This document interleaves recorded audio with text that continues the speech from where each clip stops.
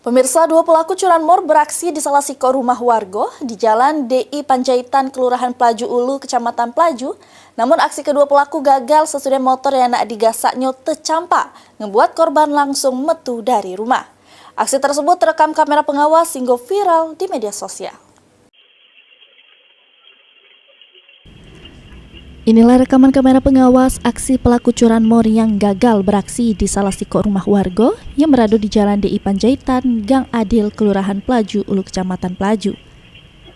Dari rekaman tersebut, pelaku berjumlah 2 dengan guna jaket sama helm masuk ke teras rumah korban sesudah terlebih dukin ngerusak gembok pagar. Sesudah itu, para pelaku secara bersama-sama untuk membobol motor Honda Scoopy korban dengan berbagai macam cara. Namun sesudah beberapa menit nyubo, usahanya pun tidak membuahkan hasil.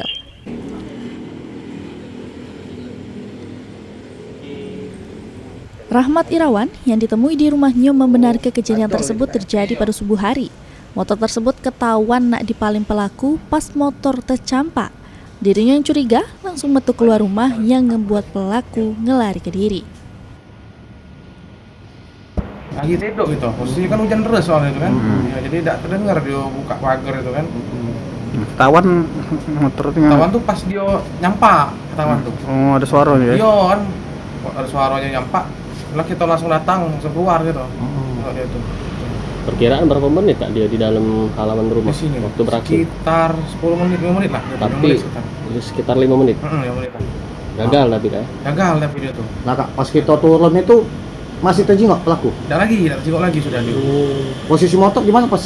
Di luar sudah. Tengah jalan ya? Ditambah ke korban, walaupun pelaku gagal maling motornya, korban tetap ngadu ke peristiwa tersebut ke polisi. Oh, yang buat ruang rumah ini ya? Heru Wahyudi, PAL TV.